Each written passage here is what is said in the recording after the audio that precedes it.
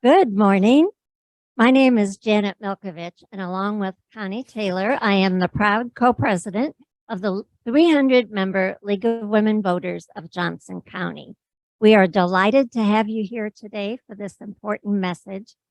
As you may know, the League is a nonprofit grassroots organization that neither supports nor opposes candidates or political parties at any level of government. We are fully committed to diversity, equity, and inclusion in practice and in principle. Now, just because we're nonpartisan doesn't mean we're not political. And today is an example of paying attention to what's happening on the political forefront. For almost 71 years, the League of Women Voters of Johnson County has worked to engage and educate voters on vital issues. We are hosting this event today because we believe it is important for all of us to understand the Kansas Legislature's proposed approach to funding education for students in grades kindergarten through 12. As a league, we are mighty when we all use our voices. Shout out to Tom Stroud. Where are you, Tom? For using your voice this week to write an editorial. Thank you. Tom was in the Kansas City Star this week. And we invite all of you to use your voices in a similar way. So here's our plan for this morning. We'll spend the next hour with our panelists discussing school funding accountability to Kansas students. We'll follow the discussion with an opportunity for you to ask our panelists questions. You'll see a little note card on your seats. If you don't see it, look underneath your seat and write your questions there and hold it up, and someone will collect them and bring them to the panelists.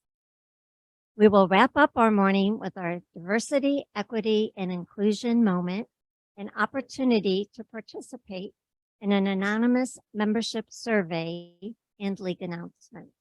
Now, it's my pleasure to introduce our human dynamo, Jennifer Day, our Vice President of Programs, who put together today's program, which is her first as Vice President.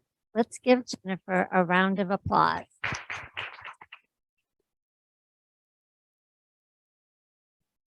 Thank you so much, Janet. Thank you all so much for being here. So it looks like I'm going to talk about why we should discuss this topic today, okay? So the league position, the Kansas League position, encourages coordination and cooperation between boards and agencies that are involved in governance and public education. We strongly support public education being supported by our legislature, and education funding directly impacts government spending. So K-12 education budgets should be equitably distributed and handled in a fiscally responsible manner by governing agencies. Our panelists today are educators, administrators, and agency members who will hopefully add to your understanding of how important this topic is to all of us. Whether you have children or grandchildren, or no children at all, which is my case, public school financing impacts your lives. After our panelists complete the initial discussion of this topic, we're going to have a Q&A session where your questions will be addressed as time allows. Please write your questions down as legibly as possible on the pieces of paper that have been provided. If you need a pen, maybe bump a neighbor, but also we can look around and see if we can find one for you. And we'll come around and collect those questions from you as we go on. So let's go ahead and meet our guests. So first, I'd like to welcome our moderator, Rachel Mypro. Rachel Mypro covers politics and education for the Kansas Reflector, which is an independent nonprofit news organization. Hopefully a lot of you read. A New Orleans native, she joined the Reflector staff after her move from Louisiana, where she and her fellow team of journalists were 2022 Goldsmith Prize semifinalists for their work featuring the rise of the KKK in Northern Louisiana. Rachel, I'll turn the program over to you. Thank you so much for being here. Yes, everyone. I am very impressive. So I'm going to be introducing the rest of our guests. We're going to start by over there. This is Liz Meidel. She's a high school teacher and an adjunct professor for KU and Fort Hays State University. She's worked at almost every level of the educational system, including state level departments of education, federal programs, and locally in the district office of Kansas City and Kansas public schools. Now you have a PhD in educational policy and system change from the University of Kansas's #1 ranked school of special education. And she's also a mother. So well qualified. All right. Then we're going to move on to Scott Rothschild, who's the communication editor and the lobbyist for the Kansas Association of Schools. And that's the board that represents like pretty much every school board in Kansas. Before this, he was a reporter, which is very cool. Maybe he should have stuck with it, but this is also nice, you know? So he lives in Topeka, and your wife is a special education paraprofessional. So great. Then David Smith currently serves as chair of the board of directors of Mainstream Coalition, which everyone really should look up. It's great. Let's see. You are empowering and creating a more representative and responsive government by empowering information, participation, and meaningful action in the political process. All really awesome stuff. And during his free time, he serves as the chief of communications for the Shawnee Mission School District. He believes in civic engagement. All right, well, thank you all for being here today. We're gonna jump right in. I'm gonna start with one question I think is really important. What are we mad about today? What are the issues what is the one bill that you think it really needs to be talked about? We'll start with David and then go through. What are we mad about? What aren't we mad about? Yes. I often describe working in the Capitol as a game of whack-a-mole, where you just try to continually knock down things that aren't in the benefits of kids or public schools. I think our one of the things we want to talk about is there's legislation out there that, from where I sit, really is designed to hamper the growth and the quality of public education. I'm a product of public education. I've worked in public education for most of my life, and I think that public schools are what helps us to create the kinds of communities that we want to live in and that we can thrive in. And unfortunately, there have been just a series of different kinds of bills that slowly, or sometimes more quickly, chip away at that. Specifically, there's legislation that's intended to take funding away from public schools and to give it to private schools. There's a lot of conversation about how they do that. There's some tax mechanisms that they're using, but the intention is to deprive public schools of money and to give that money to private schools, and that's what makes me angry. Thank you.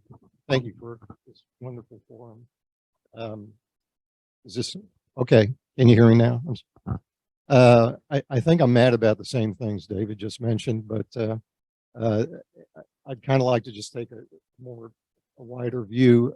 These bills that David was talking about, these voucher bills, this is part of a national narrative that is going on, and it's kind of sweeping through a lot of the, especially in the Midwest, these voucher proposals.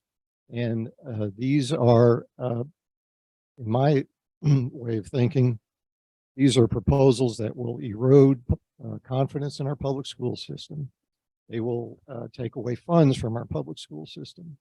And they are, as a taxpayer, they are a way of tax avoidance and shifting the burden of taxes onto the low and middle income folks. So if you like a system where low and middle income taxpayers have more responsibility to pay for a system that sends wealthy kids to exclusive private schools, these vouchers are for you. And that's what these bills do. And it is part of a national thing that's going on. It's going on in Kansas. I'm really straying here, but we've and it's going on in states where Republicans have very large majorities in the legislature. But the good news is this is not a partisan issue, and there are a lot of Republicans who are realizing that these kinds of bills are just terrible. They will destroy rural communities, and so these kinds of bills are being defeated in Georgia, South Dakota, Idaho, you know, those liberal bastion states, they need to be defeated here too. So that's what I'm mad about. I'm mad about this narrative, a national narrative that is trying to erode trust in public education, and it's here in Kansas too. It's not what the people want. People like their public schools. If you look at polls, you know, the kind of, oh, do you like public education? You know, kind of. You like your school? Yeah, I really like my school. So I mean, so people like their public schools. Public education is the foundation of our society, and there's a lot of people trying to chip away at that. So I guess that's what I'm at.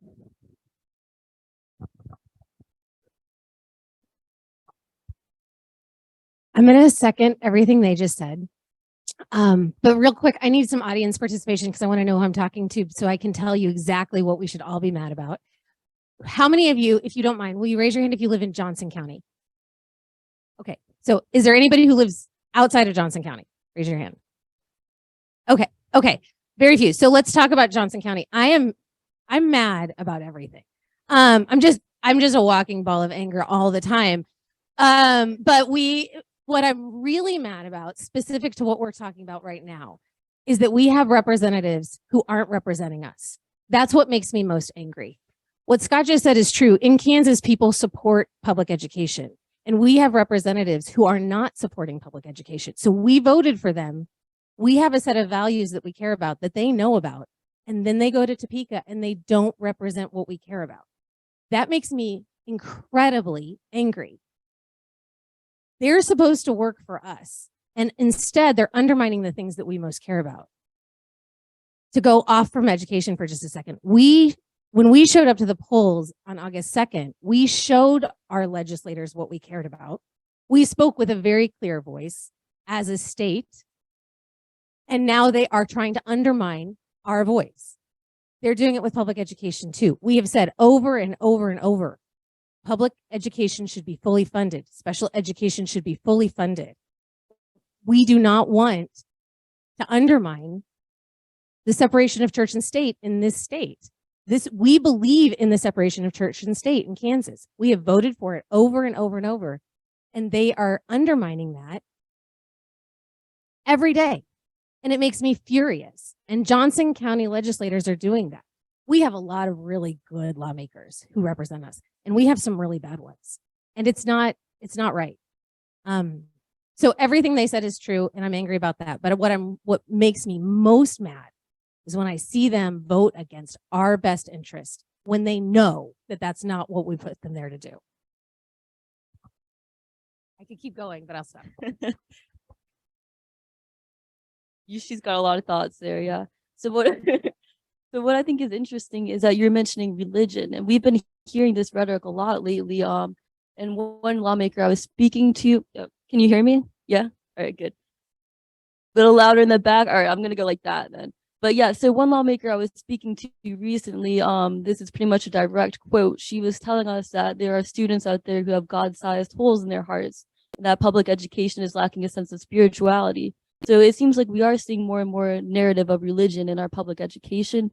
Have you guys been seeing that? Is that a case? Oh, Liz is smiling, but they look like you got something. No, in terms of what I see day to day in our schools. Right there.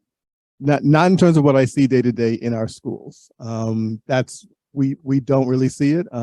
We've got a staff that's not interested in making that connection. You do see it. I mean, obviously the bills that would take public money and give them to private schools, and I know the comment that you're talking about, those would bring those two together in ways that I don't think have ever been a part of our public education system.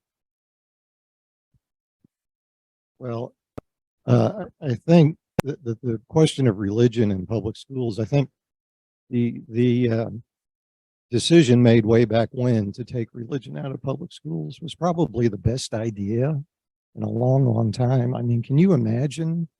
I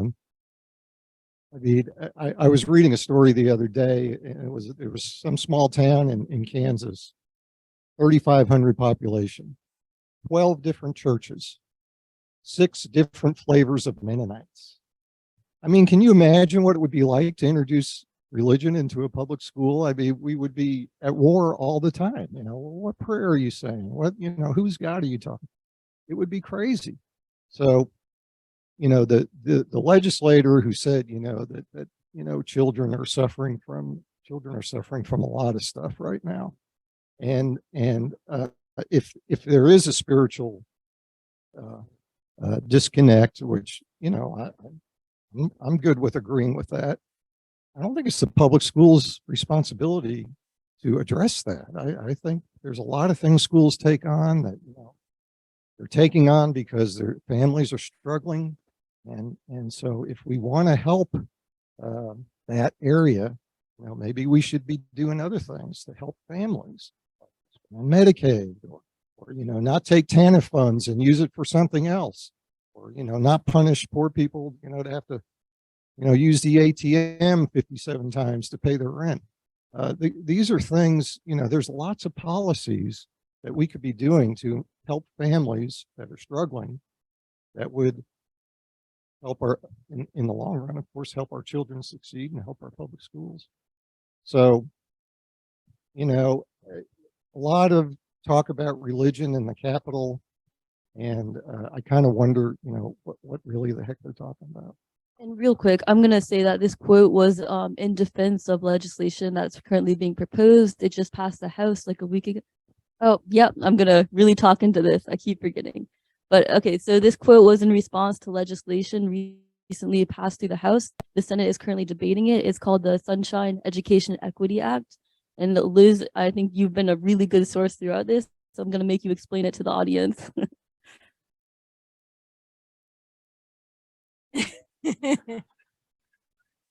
First, I want to compliment my fellow panelist and Rachel for being so diplomatic, but we're talking about Christy Williams, right? She's the legislator who said that. She's the legislator who said some children need Jesus before they need reading and math. And that's fine. That's fine if you think that. Right, we are fundamentally a Christian state. That's fine, but that's not the role of public schools. So having said that, and I also I may address that other question really quick. There is religion all over schools because they are places where humans come, right? I teach in a school, and when I have 25 kids in my classroom, there are usually 25 religions represented there. There's religion all over the place. We talk about God all the time because that's what the kids talk about. It's not my job to tell them what God to talk about, but there is religion all over the schools. Let's be like, when we act like there's not, that's dehumanizing the kids who show up every day. Those kids matter. Their religion matters, and they have the right to be whatever religion they want. In any given classroom, I have anywhere from, 10 to 25 religions represented. And that's as it should be. Okay, so the Sunflower Equity Education Act, as proposed by Christy Williams and the House K-12 Education Budget Committee, is a combo bill that would, I'm going to do a very fast version because I bet everybody in this audience is pretty familiar with it. It would it would appropriate money, about $5,000 per student, for anybody who wants to pull their kid out of the public school system and educate them in a different space. So, and that's roughly equivalent to the state-based aid we pay per kid right now. The state pays per kid. So if you want to pull your kid out of public school and put them in a homeschool situation, a private school situation, a micro school situation, whatever you choose, you can have that money essentially on a credit card. You get about $2,500 in January, $2,500 in August, and you can spend that money in whatever way you want. You can spend it as it's currently written on field trips to Worlds of Fun. You can spend it on anything that you deem to be educational. So the money is unregulated, and the schools where you could send your kids are also unregulated. They don't have to be accredited. They don't have to be, the teachers don't have to be licensed. It can be anything. And then they bundled that incredibly bad idea with fully funding special education. to make it so that people, if they voted against it now, they'll be able to postcard our poor legislators and be like, these people voted against fully funding special education. It's an evil way to do the people's work. That was the big overview. What did I miss, guys? Pretty much all that was covered. In recent negotiations that we've seen with the Senate side of that, they've taken out, there's one portion of the original bill that would have increased teacher wages. And then there was another section that would have allowed schools to use base aid funding depending on their enrollment from the past 4 years. So both of those were removed in recent negotiation rounds. I think my boss Sherman is actually right there. He's been covering it. Yes. But the last we've seen is just like they're getting rid of the teacher pay portion, and then we're gonna see on Monday what future negotiations will occur. But basically, that is where we're at right now. From what I've heard from education officials, like Liz is maybe not so great. I'm pretty sure she was more direct than that. Yes, It sucks. actually, yeah.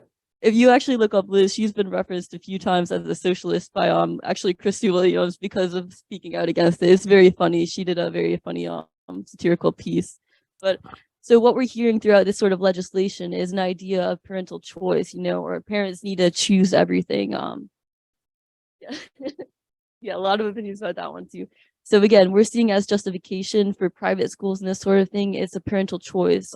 Again, we've heard that rhetoric a lot as journalists. Have you seen that so much, and what does that entail? Well, I mean, let's be honest. We as parents, we do have choice. While we hear that rhetoric, that's not really what this is about. I said this earlier, and I should probably just maybe say it clearer. I really think that the intention, the motivation behind this is to basically maybe hamstring public schools so that the resources that public schools have available can be taken and used for private purposes. Parental choice is fine. If I want to send my child to a private school, I have the choice to do that. That's my choice. That's not the purpose of public schools. All of us in this room pay taxes in order to support public schools. My guess is that most of us don't have kids right now in those schools, but yet we pay taxes because those schools are public. They're governed by people elected by our communities, and they support all of us and help to create the communities that we want. That's why we fund public education. To say that I should be able to take the money that the other people in this room give for public schools and use it for whatever I want, worlds of fun or homeschooling or any of those things, that's not public purposes. And so they're really just destroying what we have had and what we have always thought of as public good. So we have choice. We as parents have choice, but we don't have we shouldn't have the option to choose how to use other people's money for our private purposes.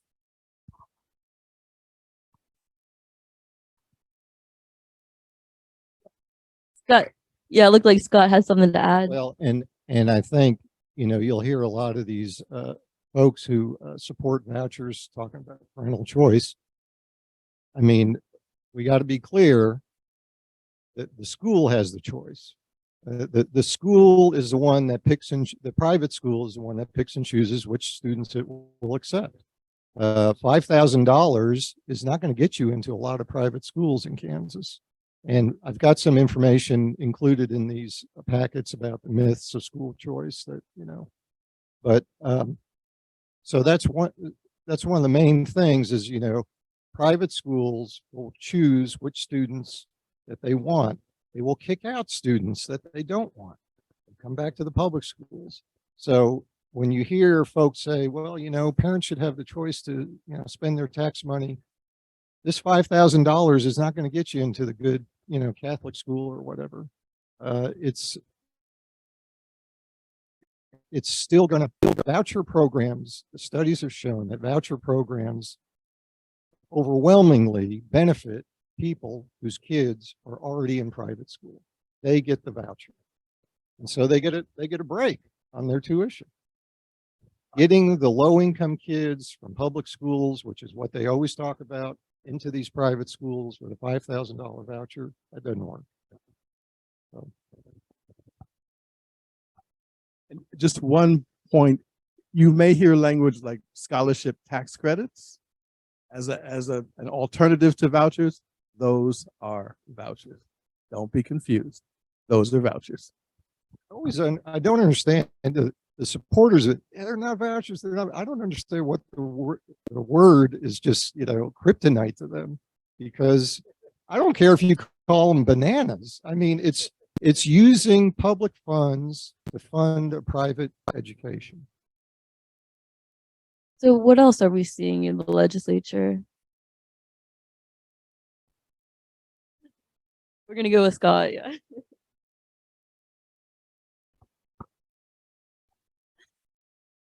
So in terms of education, in terms of education, there's tons of bills that have not tons. There's I think we're tracking 57 bills right now that are related to education. So I don't know how much each weighs, but it feels like tons. So there's a couple. I mean, the budget bill that they just passed, where they took out parents as teachers.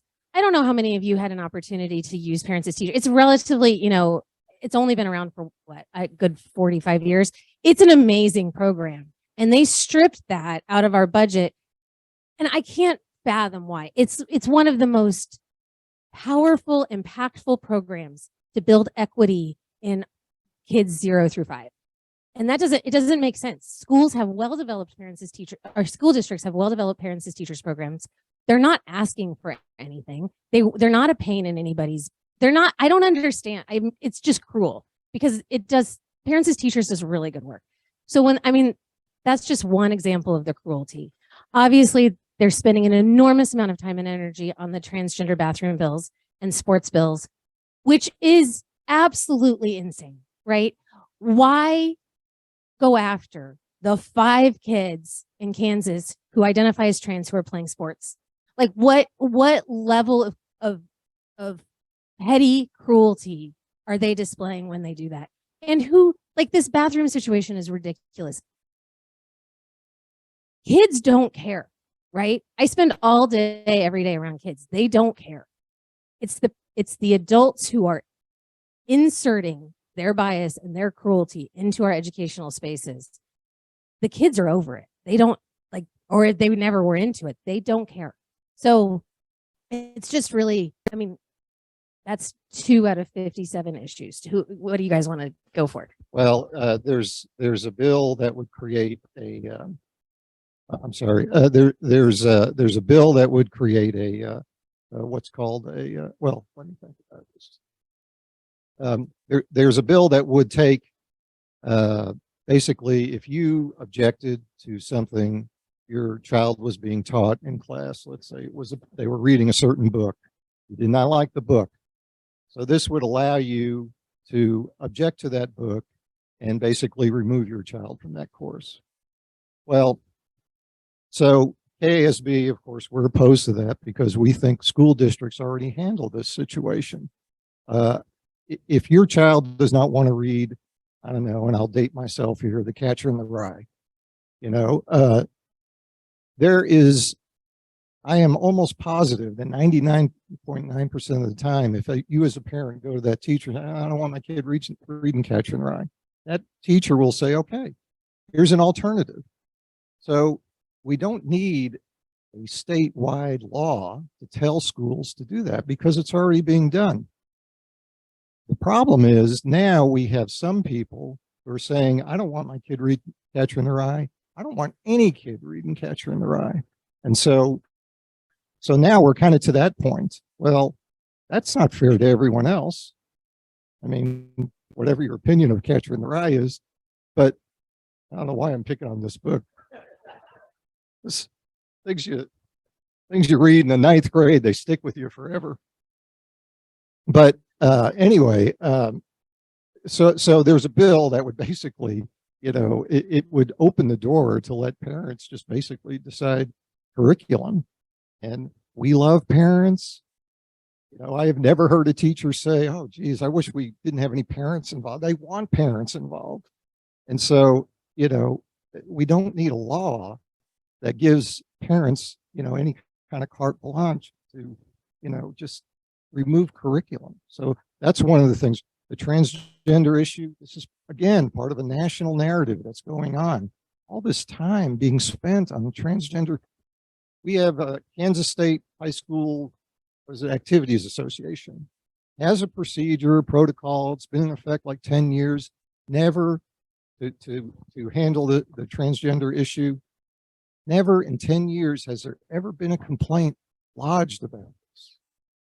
And yet we have, I don't know, 3 bills, 4 bills, hundreds of hours of testimony, all this angst about something that problem that just doesn't exist. But anyway, I'm rambling. Sorry.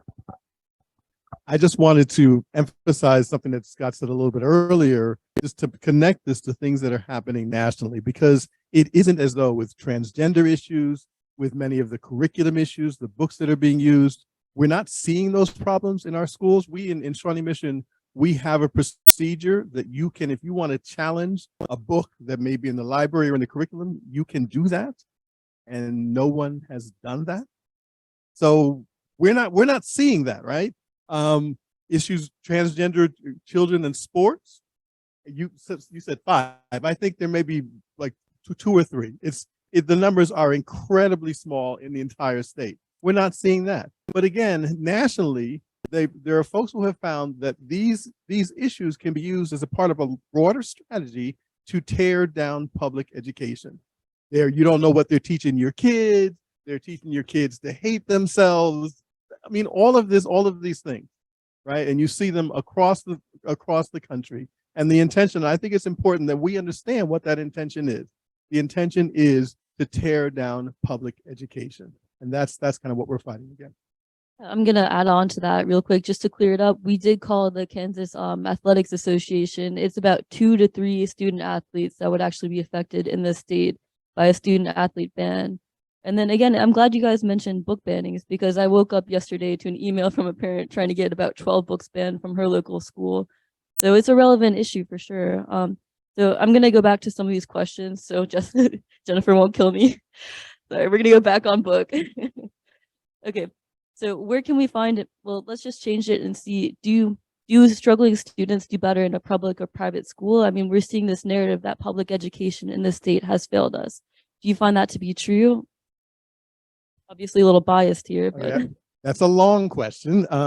So let's start with what we want from our public schools. And when you hear somebody say that public schools are failing, almost invariably, what they're doing is talking about state test scores. I don't know about you. You did a poll, so I'm gonna use your technique. How many of you, in applying for a job, have been asked about your state test scores? Anybody? Nobody? Nobody? Well, why would we use that as the measure of how our schools are doing? When we in Shawnee Mission asked our community through strategic planning what they wanted from their school, they talked about a situation where each of our students, and we have a goal that each of our students will exit high school prepared for college and careers. We want our kids, all of our kids, to be prepared for both of those things with the interpersonal skills that they need in order to succeed in life. All right, all of those things, soft skills, the ability to work together in groups, to talk to people, to talk publicly, all of those things that we know to be successful in life you need. That's what we want from our schools. And it's a lot different than trying to meet a score on a state test that means nothing to the kid who's taking it. So in that, when we look at it that way, our schools are doing well. Do we not have lots of work to do? Absolutely. One of the things that we in public schools talk about, and our community was clear that we needed to, was the idea that we need to reach each of our kids. And we have kids across a very broad spectrum. We had a kid who took off a year from going to Stanford because she wanted to patent something she'd invented in our school. At that end, we have a kid at the other end that we spend $400,000 a year to send out to a special school because of their special needs. All right, we educate everybody. Private schools don't do that. They educate as they choose whom they educate, and that's great. But the kids with specific needs, difficult needs, learning needs, those kids are all in public schools. and they cost to educate. So it's really hard. You're comparing apples and kumquats when you say public and private schools. That's not easy to do. I'm glad David brought up the state assessments because there's been a group, and I'm not going to mention their name, but there's been a group that has used our state assessment scores against us for the past decade. And the assessment results, first off, should not be emphasized as greatly as they are. They're basically a tool. Never heard a teacher come up to me and say, you know, the state assessments are, you know, my guiding light. They're just basically a tool to use when you're, you know, educating a student. And also, our state assessments are among the most rigorous in the nation. We've done this to ourselves, basically. So these assessments, so if you're, you know, if it was A, B, C, D, if you were, you know, a B in Kansas, you'd be an A in Missouri.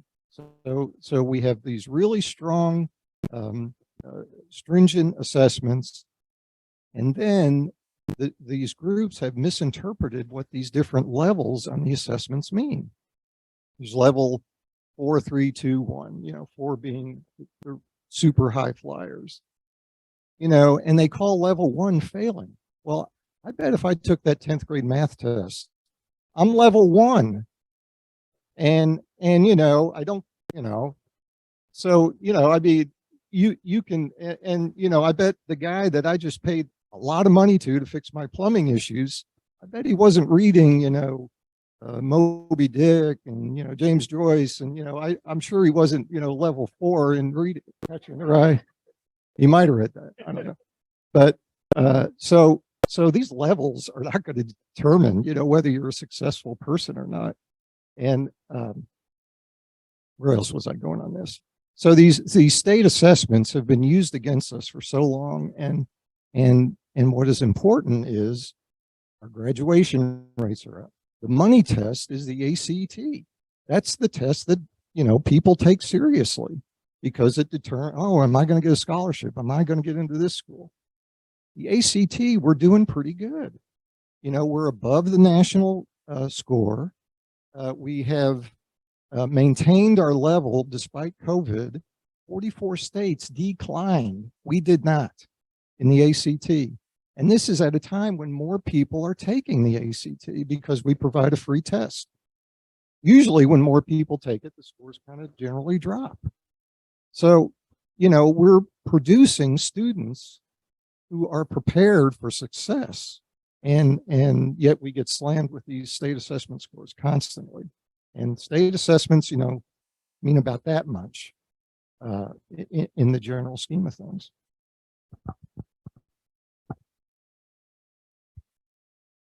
These two did an excellent job of covering the basics and the nuances of, they did a great job. I'm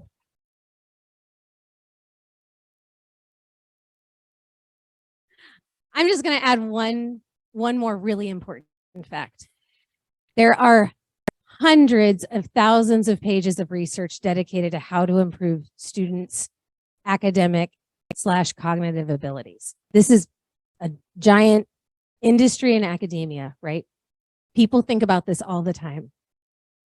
And it's especially frustrating for people in the world of research because no matter how much research we do, no matter how much work we do, no matter how many different things we create to teach young people, the biggest correlation between test scores and influences is the socioeconomic status of the student. For better or worse, scores are a reflection of how much money and how many resources the kid has at home. It's very frustrating for teachers. Trust me, we would fix it if we could, but we can't. Over and over and over, the research tells us that 1, 2, 3, or 4 on that score, on that Kansas assessment or your ACT score is more a reflection of what you have going on at home than what you have going on at school. So if the legislature really cared about improving Kansas scores, we would find ways to support Kansas families.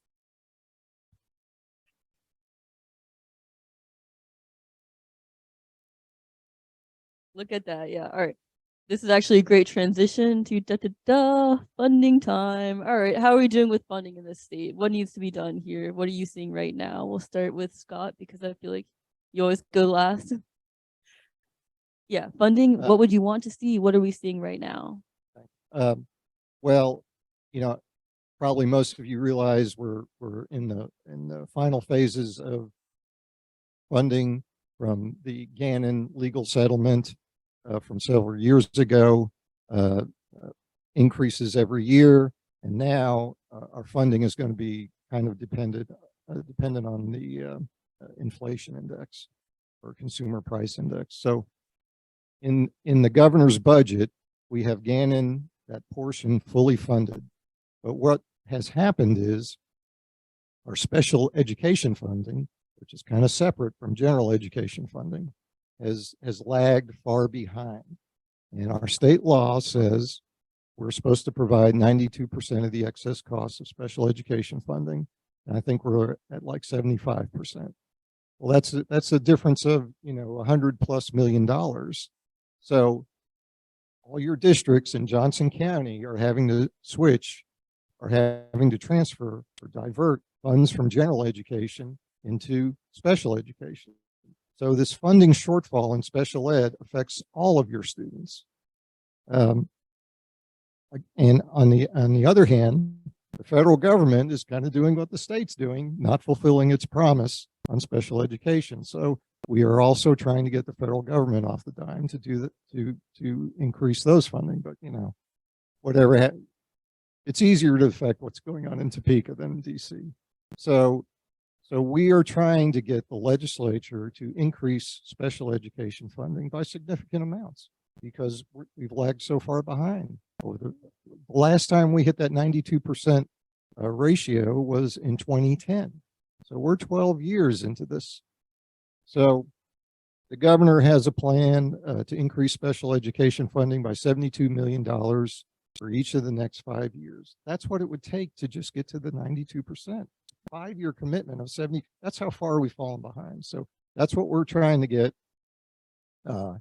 Realistically, I don't know if that's possible, but that is probably KASB. One of our top priorities is to increase special education funding. There's also legislation or a proviso within a bill to create a special education task force.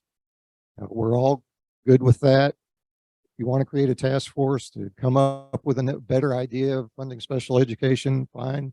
We can hash that out. But in the meantime, we need to really pump some money into special education because we have fallen so far behind. And to be clear, we are providing all the special education services that our students need, right? We, by law, and it's the right thing to do. But as Scott said, what that means is in Shawnee Mission, we take about $8 million out of our general education fund that would support all students and direct that towards special education. So that's money that other students don't have available because we do what we're supposed to do with special education. There's so many things where the legislature, again, because they want to denigrate public education, the task force that you mentioned, one of these outside organizations, has been critical about the way special education is funded. You hear these messages again and again and again, and they pick and they pick and they pick in an attempt to just chip away at both the functioning of public schools as well as the broader public support of them. And that's kind of what we're fighting against. This is a great analysis of the situation. I'm getting a little hand signal that I believe means I'm either going to ask for questions or get questions. Yes. All right. Anyone want to ask a question? Oh, okay. We're collecting them. Actually, I'm going to ask you over there while they're collecting the rest. Woman in the glasses over there. What was your question? I'm just going to get a handle. Like, we're going to just steamroll it. Yeah. What was your question? My understanding is yes. So the question is, for students who are enrolled in private schools, do they still receive public school support for the special education services? And they do, and it's in a variety of ways. And in some cases, we have for certain students, because in Kansas, special education includes gifted services. So we have students that we transport to some of our schools for gifted services. We also support staff in private schools to provide special education services. So yeah, those kids are receiving support from public schools. I'm just gonna say right now, you guys have great handwriting. Go on. I'm gonna add on to that because I think this is something that people don't fully understand about special education. It's a federal mandate that the public schools serve any child with a disability, regardless of where they go to school, right? So if you're homeschooled, you can also access special education services at your local public school, and the school is required to fully support that student in all of the ways that they would even if they were going to the public school. This is an enormous bureaucratic amount of work for school districts, and it's right. We should do it. I'm absolutely glad that there's a federal law because prior to 1974, we didn't provide services. So it's great. We should do it. It's an incredible amount of central office work. And this is pertinent to this discussion because public schools get slammed for our administrative cost because we have so many people in the central office. Well, we're federally required to have so many people in the central office because we're supposed to serve all of these students. Private schools do not carry any of those costs. So when they do an apples to apples comparison of public to private school cost and administrative cost, that entire SPED part is not included. And it flies under almost everybody's radar unless you're somebody whose child is currently accessing those very high level services. I like this one. We're gonna ask this one. Let's see. How can we replace legislators who are not acting on behalf of what their constituents want with legislators that are acting on behalf of what their constituents want? This is League of Women Voters, right? Did I get that right? Yeah. Yeah. You know, Christy Williams didn't have an opponent, right? Yeah. Anybody? Yeah. We have to get good candidates and we have to vote. But again, and we say this in mainstream, we have to do more than vote. We have to educate. And that's kind of what this is here. We have to educate folks to see the impact of the choices that they're making as far as their legislative.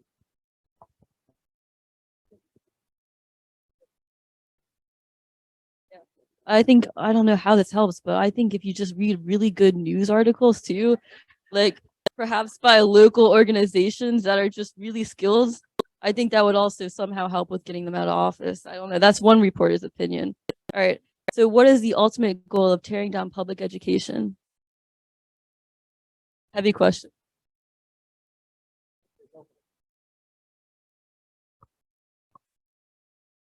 This is not diplomatic, right?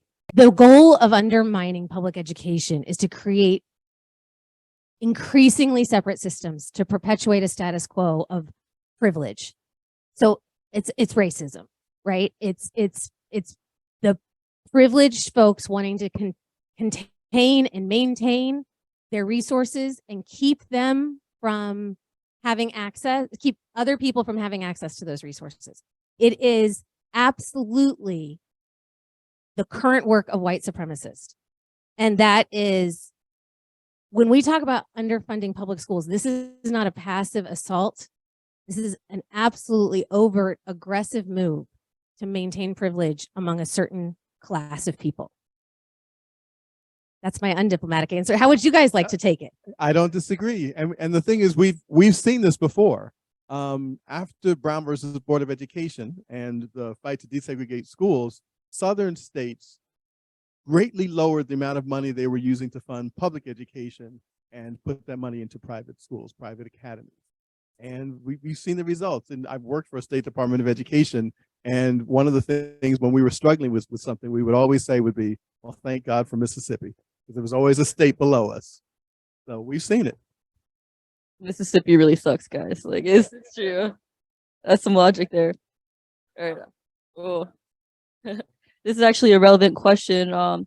How can we get the media to not concentrate so strongly on transgender issues?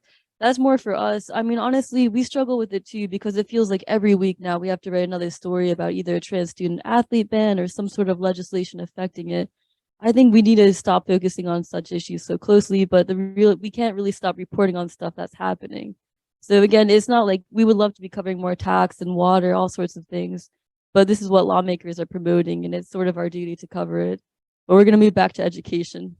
Again, read our website. These bills would let parents of school-aged children pull tax money out of public school budgets. Are there any way child-free adults can similarly direct where their tax money goes?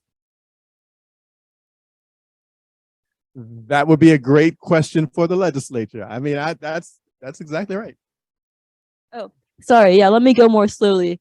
These bills would let parents of school-aged children pull tax money out of public school budgets. Are there any ways child-free adults can similarly direct where their tax money goes?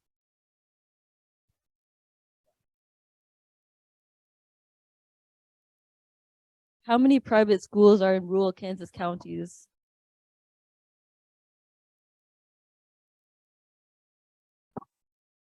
Oh, sorry.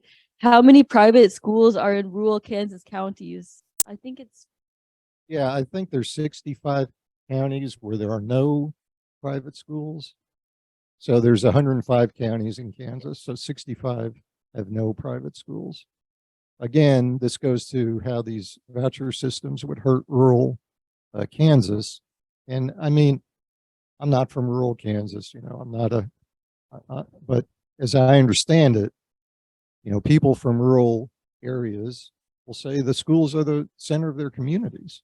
And, you know, if the school falters or if the school closes, there goes your community. So, You know, it's really hard to see this from Johnson County, but the median school district in Kansas has 550 kids. That's the median. So half the districts have fewer kids, right?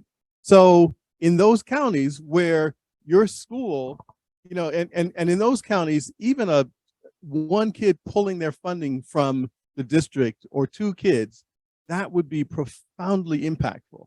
That would be the one instructional aid that they have in their one building. It really matters in those communities. It really does. And unfortunately, if you were to ask the people of those communities, do you want to lose funding to private schools? They tell you no, even though their legislators are voting in favor of it. It's frustrating. We're going to talk about green energy for a moment. So we all need to reduce our carbon emissions. How are schools across Kansas making decisions that will reduce emissions? And are they being taught to consider our emissions at home? Yes. So we have composting, we have energy efficient buildings. Our newest building was LEED certified. So we put a lot of resources into making sure that we're doing what we can to be sustainable in terms of our work. We have kids out doing landscaping things and planting trees. Yeah, that's a big part of what we do. Go for it. I'm just going to say this again. I'm kind of a broken record on this for people who know me well. The kids are already doing this, right? The kids are leading the way. If the kids see something that needs to be more environmentally sound, they make sure we know about it, right? The kids are on top of this work. All we have to do is follow their lead, and we're greening Kansas like crazy through their work. Ooh, this is a really good one. Johnson County is not a safe haven from bias. What is being done to provide the Johnson County students the opportunity to read and study true American history with its stellar moments and its discriminatory practices? Yeah. Johnson County is not currently a safe haven from bias. What is being done to provide the Johnson County students the opportunity to read and study true American history? We teach American history. We don't censor it. We don't eliminate things or avoid talking about things because we're concerned about how that might make us feel. We teach American history. So I think in saying that, what I was trying to say is we know that there are states in which people are forced to eliminate certain things from the teaching of history. And we in Shawnee Mission, we don't have that issue. We're not keeping anything out we're not talking about certain things. With regard to how we teach history, one of the things that we've tried to do, because we have a very diverse student population, we're trying to teach our students how to be historians, how to do the work of a historian that a historian would do. Part of what that means is, rather than saying, just going through and saying this happened, this happened, this happened, this happened, we help kids to dive in and get to primary sources where they can look at, okay, what was the slave, what was the housekeeper, what was the shopkeeper, how are they experiencing life? So rather than simply teaching history as a series of things that were done by rich white men, we try, and this is a process, and we're learning and we're growing, and change is hard, but we try to teach the broader concept of history and trying to help the students understand what was happening across society at different moments in time. All right, we're going to move on. How many of these education bills are being written by organizations outside of the state? And what is the impact of these outside influences? Virtually all of them. That's where they come from. There is the legislative ALEC, American Legislative Exchange Council, sends out, sample bills. And that's why you see these things, the same basic bills popping up across the country. And there have been, in some of the hearings, you've had legislators, when questioned about the bill and what it would do, basically say, I don't know. I didn't write it. Yeah, they're all coming from outside. Well, and I have a proposal for the media. The next time ALEC meets at their national convention, the media should just flock over there and cover it, because that's what we're going to get in the next session. So just find out what bills they're talking about at their convention, and you'll have a jump on what the next session is going to look like. Good advice. Let's see. Do we know at what rate Kansas parents are pulling their students from public schools and enrolling them in private schools, or opting to homeschool? Well, when COVID hit, I think we lost about 20,000 students in public schools. We've recovered about half of those students. Private schools also lost, and they also are recovering some of those students. Where these other students have gone, we're really not totally sure. Maybe some of them are homeschooled now.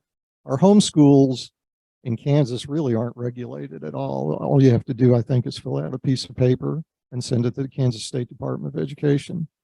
So I think we lost about 20,000. We've regained about a little more than half that, and we'll probably regain more in the future.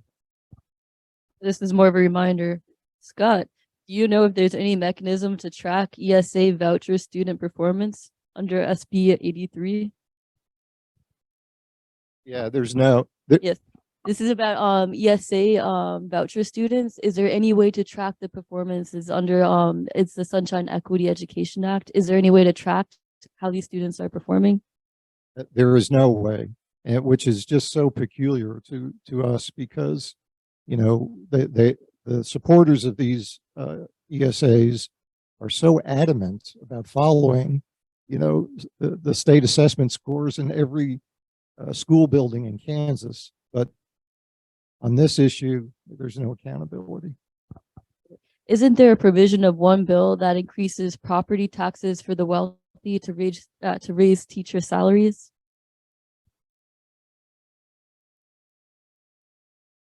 So I think it's not in the bill anymore, but there was a provision to not add new money for teacher salaries, but to say some of the additional money that schools are already guaranteed to get has to be devoted to teacher salaries. So there was that. But it wasn't new money. It was a way to say, hey, we're just going to claim that what we're forcing you to do, we're paying for.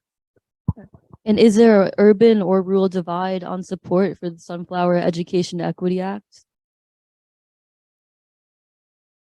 Well, the Sunflower Education Equity Act passed out of the House 64 to 61.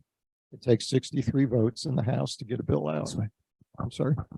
So what we found was there were quite a few rural Republicans who voted against this. And I think the more you study these bills, you realize how difficult it would be for rural communities.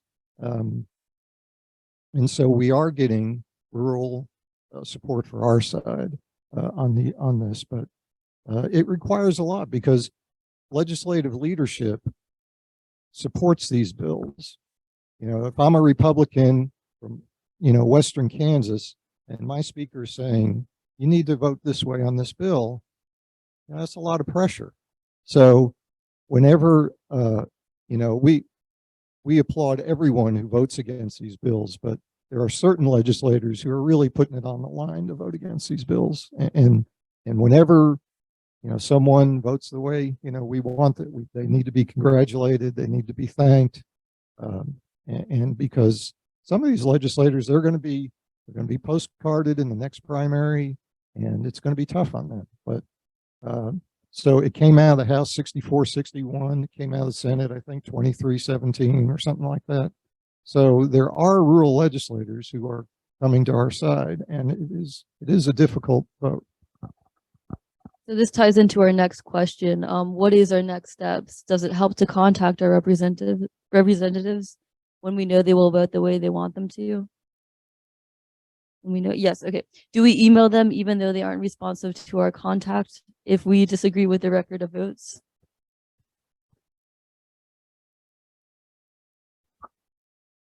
So I'm really good friends with a couple of our legislators, and when they get emails against, they count, they have their admins count how many emails they get for and against things, and then they use that as a tool for talking to people.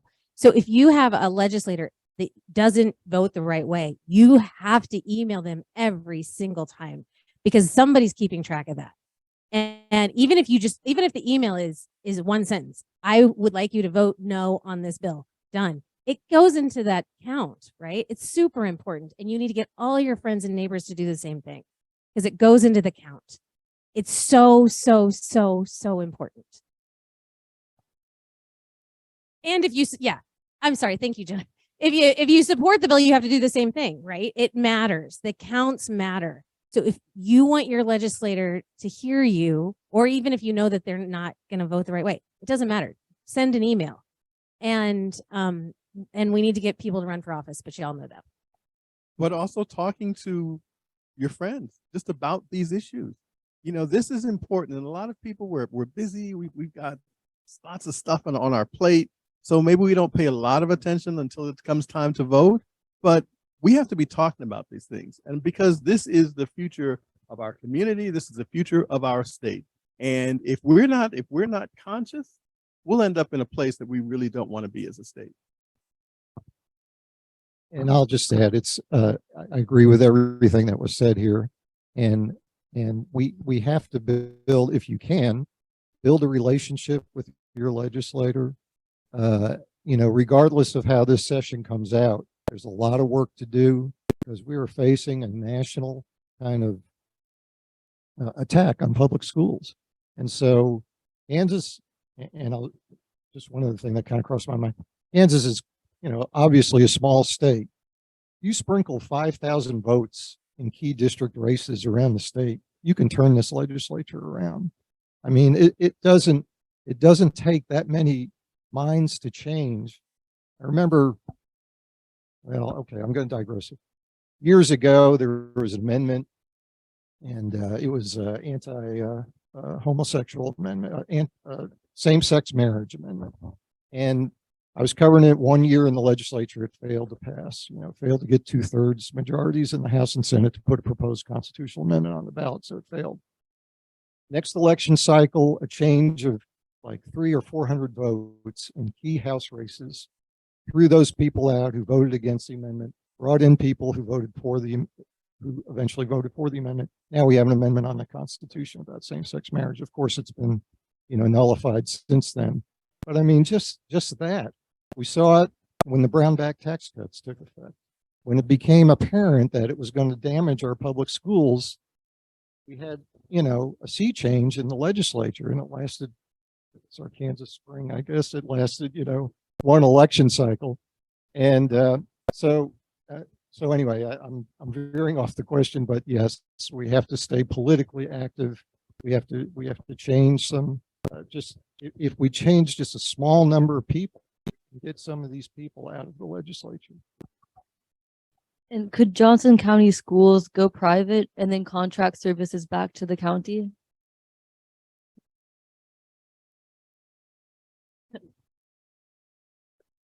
Privatization has not worked that well on a lot of things.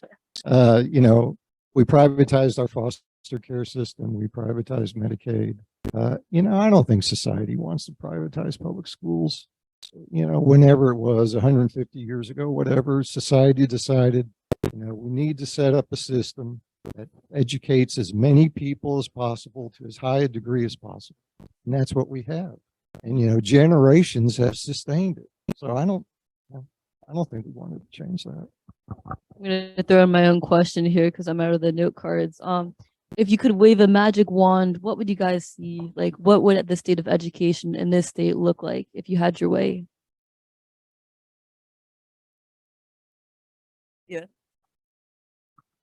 You have great school districts in Johnson County.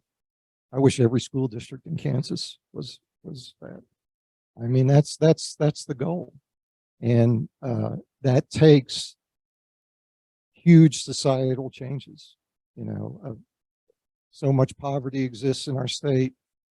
If you can't acknowledge those issues, we will never get to where, you know, every district is as good as, you know, the ones in Johnson County. So the question is, what is the bill number? And I think you're asking about vouchers, the voucher bill that we've been talking about mostly. Okay. So it's technically still Senate Bill 83, but that's not really hyper relevant anymore because what's happened is passed out of the House, we don't need to do the whole history. It's in a Senate conference committee right now. And so it's in this weird place where the House and the Senate are negotiating about it. The next meeting is at 9 o'clock on Monday. And so if you want to reference it, you can, if you're sending emails or something, you can say SB 83. Your legislators will know what you're talking about. But it's currently in Senate Conference Committee being kind of where the sausage is made stuff happening, right? Like, and so it's very much worth contacting people. And I'm going to do a shout out. If you're not on social media, it's worth getting a Twitter account just to follow this guy. He's amazing and he will keep you super duper informed. So that's, I'll provide some snark if you want to follow me, but this guy has all the real good info. So it's a good way to keep in the loop. Yeah, and to follow the actual thing, just go to the Kansas Legislature YouTube. You should be able to find the conference meeting Monday, or go to the legislature's page and then just look up bills. It will be under the House substitute for Senate Bill 83.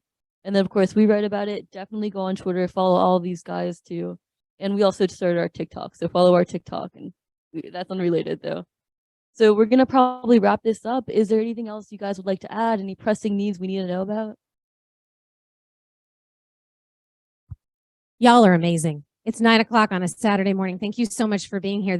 Thanks for hosting League, and Rachel, you're way too young to be this awesome. And thank you all so much. I appreciate it.